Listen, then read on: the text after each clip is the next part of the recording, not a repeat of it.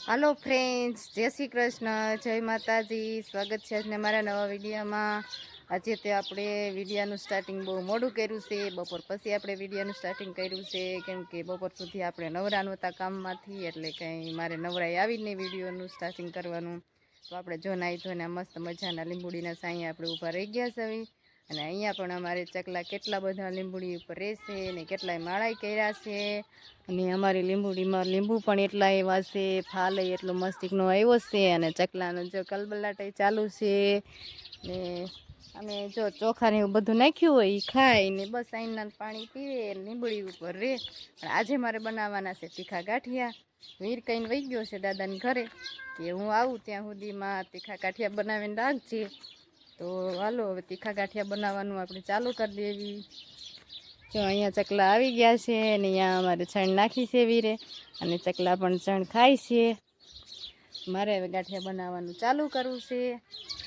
આપણે તીખા ગાંઠિયા બનાવવા માટે જો ચણાનો લોટ લઈ લીધો છે, એમાં 1 ચમચી મરચું નાખ્યું છે, અડધી ચમચી હળદર પાવડર નાખ્યો છે, 1 ચમચી નાખ્યું છે જીરું પાવડર, અને મીઠું આપણે ભૂલી જાય તો 1 ચમચી આપણે મીઠું નાખી દેવી. 1 ચમચી આપણે મીઠું નાખી દેવી અને મસ્તીના આપણા ગાંઠિયા બનીને તૈયાર થઈ જાય છે. તો હાલો હવે ફટોફટ હું ગાંઠિયા બનાવવા માટે લોટ બાંધી લઉં. આપણે ગાંઠિયા પાડવાનું લોટ જો આપણે બંધાઈ ગયું છે મસ્તીનું, આ રીતનું પોચું થઈ ગયું છે મસ્તીનું. આટલું કંઈ પોચું રાખવાનું, નકર હાડ નહીં બાંધવાનું. હાડ બાંધવી તો આપણા ગાંઠિયા હબ નહીં પડે. તો આપણે તેલ મૂકી દીધું છે ગરમ થવા કઢાઈમાં. જાડા તળિયાવાળી કઢાઈ લઈ લીધી છે, ગેસ ફૂલ રાખ્યો છે, એક જારો લઈ લીધો છે, અને આપણે આ ગાંઠિયા પાડવાનો હંચો લઈ લીધો છે. તો હાલો હવે હું ફટોફટ ગાંઠિયા પાડવાનું ચાલુ કરી દઉં. તેલ આપણું ગરમ થઈ ગયું છે મસ્તીનું, ને જો મેં પણ હંચામાં લોટ નાખી દીધું છે ચણાનું, અને હવે આપણે ગાંઠિયા બનાવવાનું ચાલુ કરી દીધું છે. તો આ રીતના આપણે ગાંઠિયા બનાવી નાખશું. આપણે એકલા હોય ને તોય આમાં આપણે ઢીલું લોટ બાંધવી ને ચણાના લોટનું તો છે ને આપણે ગાંઠિયા એકલા હોય તો પાડી એકવી મસ્તીના આપણા ગાંઠિયા અમને તૈયાર થઈ જાય છે.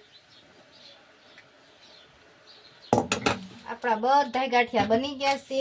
આ રીતના જો મસ્તીના બનીને તૈયાર થઈ ગયા છે. અસલ મજાના બની ગયા છે. જો હાથે ભાંગો ને તોય ભાંગી જાય. થઈ ગયા છે ને અસલના. કેમ કે આપણે આ ગાંઠિયા તો હાથે બનાવી જ છીએ, કેમ કે વખત પહેલી વાર નથી બનાવતી. ગાંઠિયા આપણને આવડે છે ને બનાવ્યા છે. આ તો મારે આજ બનાવવા હતા, અમે છૂટી રહ્યા હતા ઘરમાં ખાવા ગાંઠિયા, એટલા માટે આપણે પાછા ગાંઠિયાનું ડબલું ભરી લઈશું.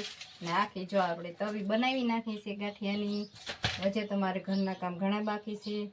ચાલો આપણે ફટોફટ બધા હવે ઘરના કામ કરી નાખવી. આપણે તેલ હવે કાઢી લઈશું એક બરણીમાં.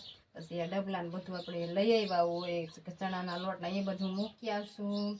હજી ઘરનું કામ તો બાકી જ છે. હાલો ફ્રેન્ડ, જો આપણે બધું બપોર પછીનું કામ થઈ ગયું છે. તીખા ગાંઠિયા બનાવીને મૂકી દીધા છે બરણી ભરીને. બાકી બધું ઘરનું કામ થઈ ગયું છે. અહીંયા જો પાણી આવી ગયું છે, ઝાડવા આપણા પાણી પીવા માંડ્યા છે.